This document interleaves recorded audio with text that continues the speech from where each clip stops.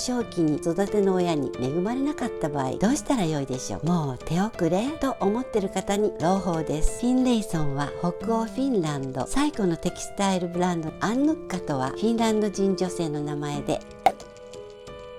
皆さんこんにちは。ミステリーマープルです。今日は博愛は家庭からの後編をお送りします。前回はイギリスの騎士アーサー王のお話をしましたが、今回は日本のお殿様から始めますね。徳川三代将軍徳川家光の育ての親も愛情深かったってご存知ですか？名前をおふく、春日の局と言って家光を大事に可愛がり、その関係性が理想的だったと言われています。特定の養育者と情緒的な絆が形成されれば、生みの親でなくてもよい遠くの実の子よりいつも一緒の養い子ということですね。家光は徳川300年長期平和の礎となりました。一方で絆ホルモンが過剰だったために実子を出世カードに使った元祖毒親とも言われるのが淀君です。淀君は豊臣秀吉の側室で、秀吉の子秀頼を擁して権勢を誇りましたが、最後は徳川家康との争いに敗れ、大阪夏の陣で秀頼と共に自陣しました。淀君は絆ホルモンが出すぎる人だったようで、中野信子さん、本郷和人さんによると、条件付きで愛を注がれて育ったと推測されるそうです。条件付きとは、例えば母親によって言うことを聞いたらいい子、聞かなかったら悪い子、あるいは成績の良い時はいい子、悪い時は悪い子と育てられることを指します。結果、淀君は秀頼に対しても自分のコントロールの外に出ることを許しませんでした。おふくさんと淀君とで育ての親による理想的な例、実の親によるうまくいかない例が見えてきます。三つ子の魂100までと言いますが、確かに脳科学的にも子供の時に形成された愛着スタイルが9割方、大人になっても継承されるそうです。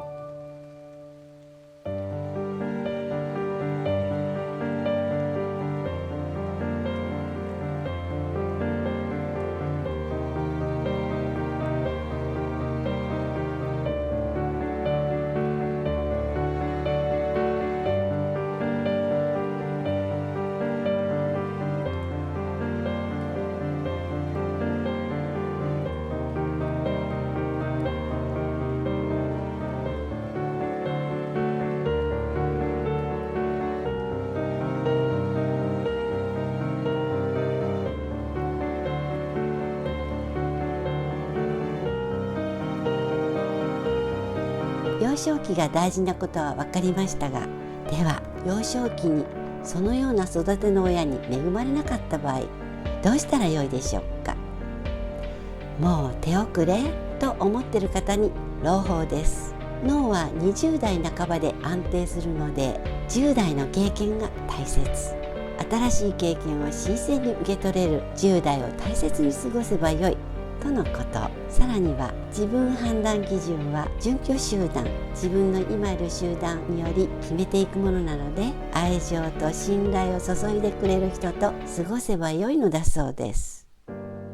また私の好きな話に、南方熊楠は幼少の頃、産砂神社の境内で町の物知りから教わった因果話などの知識を聞いたそばから、両親やおじに話すことを楽しみとしたと言います。家に駆け帰るほどだったそうで、知の巨人熊楠の下地も聞いてくれる大人が周りにいたからだったんですね。熊楠はそのことを小児の時に覚えたる言語は一生忘れず、そのごとく小児の心は必ず残るものなりと10回しています。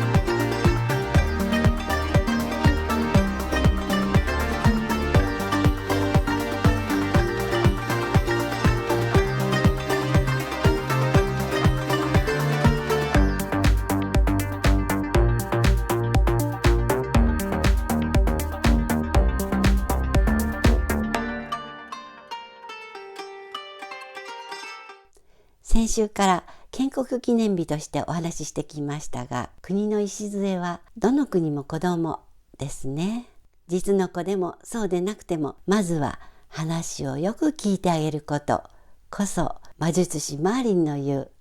単純であり愛することなのだと気づかされました。脳科学的に言えば恋は3年間で終わるってご存知ですか？さて、おまけコーナーですが、今日は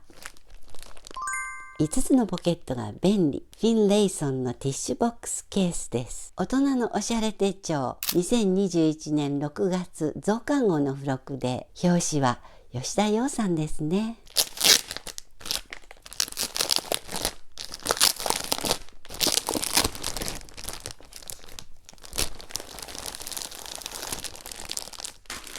黄色と黒の大きな花柄がさすがです。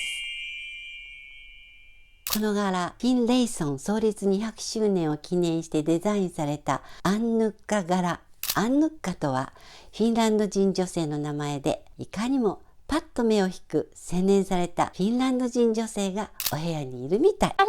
5つあるポケットにはテーブルに散らかった小物が一気に片付けられますし、高さもあるので一般的なスリムボックスティッシュは2箱収納できます。フィン・レイソンは北欧フィンランド最古のテキスタイルブランドですが、ちょっとグーグル先生に北欧テキスタイルの魅力について聞いてみましょう。北欧テキスタイルの魅力。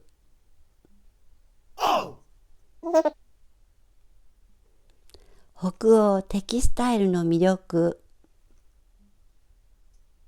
ハウジーによれば、北欧テキスタイルは自然をモチーフにしたぬくもりを感じるデザインやスタイリッシュな幾何学模様が特徴です。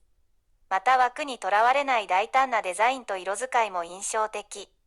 家具を移動させたり買い替えたりしなくても簡単に心地いい空間を作ることができます。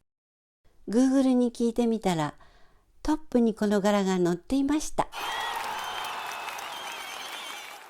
確かに柄も華やかで、一つあるだけでお部屋の中が北欧風になるインテリア小物でした。それではよろしかったらチャンネル登録、いいねボタンのクリックをお願いします。ではでは、またね。